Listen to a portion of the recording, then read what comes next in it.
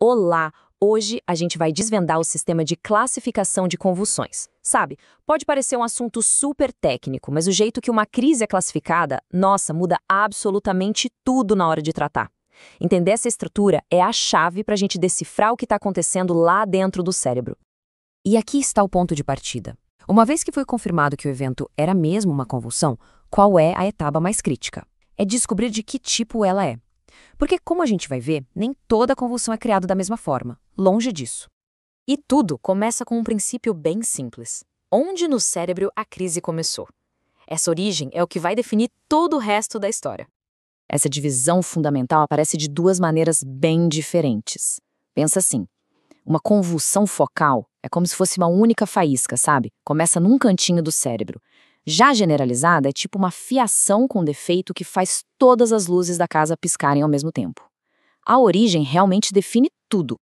Falando da focal, o nome já entrega, né? Existe um foco, um ponto de partida bem claro que a gente consegue identificar. A atividade elétrica anormal começa num lugarzinho específico do córtex e, pelo menos no início, fica por ali. Já as de início generalizadas são outra história. Elas não começam na superfície, não. O ponto de partida é lá no fundo, em uma estrutura central como o tálamo. E a coisa toda se espalha mas tão rápido para os dois lados do cérebro, que quando a gente olha no eletroencefalograma, parece que começou em todo lugar ao mesmo tempo. Ok, então vamos mergulhar na primeira grande categoria. As convulsões focais podem se manifestar de jeitos muito diferentes. Tudo vai depender de onde elas começam e se resolvem se espalhar. E apesar dessa variedade toda de sintomas, o fascinante é que dá para organizar tudo em apenas 3 categorias principais. É isso, só 3. Dominando esses 3 tipos, a gente ganha a base para entender praticamente qualquer crise focal que aparecer.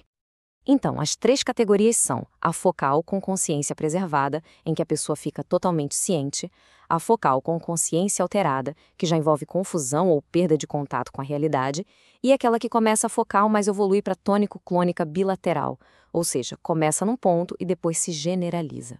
Ah, e uma dica, é bom conhecer os termos antigos também, porque eles ainda são bem usados. Numa crise focal com consciência preservada, os sintomas são um verdadeiro mapa da origem dela no cérebro. Se começa na área do olfato, a pessoa pode sentir um cheiro que não existe. Se o ponto de partida é o córtex motor, pode dar um espasmo isolado só na mão, por exemplo. Agora, quando a consciência fica alterada, é muito comum a gente ver esses comportamentos automáticos, repetitivos, que são chamados de automatismos. A pessoa não tem nenhum controle sobre eles e depois nem se lembra de ter feito. São como ações reflexas que acontecem durante a crise. E aqui a gente tem o cenário mais dramático. É quando a convulsão não fica contida. Ela começa pequena, num foco, e vai literalmente marchando pelo cérebro até tomar conta de tudo. O resultado é aquilo que a maioria das pessoas imagina quando pensa numa convulsão. Esse termo, marcha jacksoniana, descreve perfeitamente essa progressão física. É a manifestação externa da viagem que a atividade elétrica faz pelo córtex motor. Pode começar com um espasmo no dedo, subir para a mão, para o braço, até pegar o lado inteiro do corpo. Muito bem, agora vamos para a segunda grande categoria. As convulsões que, desde o primeiro instante, já envolvem redes neurais nos 2 lados do cérebro. Bem parecido com as focais, as generalizadas também se dividem em tipos diferentes, só que aqui o espectro é um pouco maior. A gente tem 6 categorias principais, e cada uma definida pelas suas características motoras e de consciência. E a lista vai desde as crises de ausência, que podem até parecer um simples devaneio, até as dramáticas crises tônico-clônicas.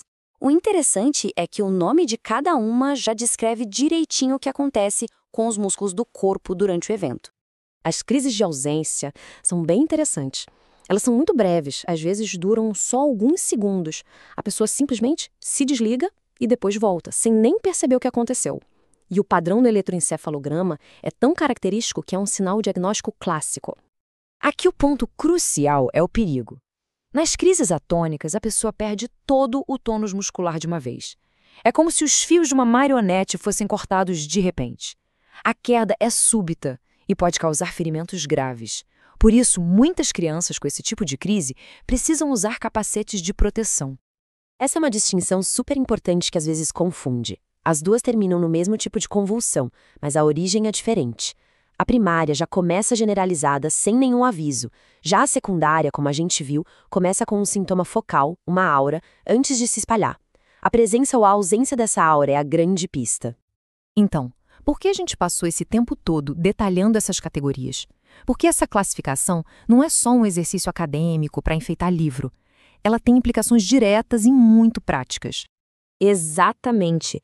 Saber se uma convulsão é focal ou generalizada e de qual subtipo ela é o que guia a escolha do medicamento, a investigação das causas e até o prognóstico. É a base de toda conduta clínica. E falando em base, para quem é estudante e quer se preparar de verdade para dominar temas como este, a dica é entrar agora em medicob.com.br, baixar o app e aproveitar o maior banco de questões do Brasil, com provas anteriores de todas as instituições, questões comentadas, resumos práticos, aulas completas e flashcards prontos para revisar onde quiser. O peso da classificação fica bem claro aqui. Não é um detalhe menor de jeito nenhum. É quase um terço de todo o quebra-cabeça do manejo das convulsões. Um diagnóstico correto sem a classificação correta deixa o trabalho incompleto. E com essa pergunta, a gente encerra. Porque entender o que e o onde de uma convulsão é o que permite que a gente responda à pergunta mais importante de todas. O que fazemos a respeito? A classificação é exatamente essa ponte entre o diagnóstico e a ação.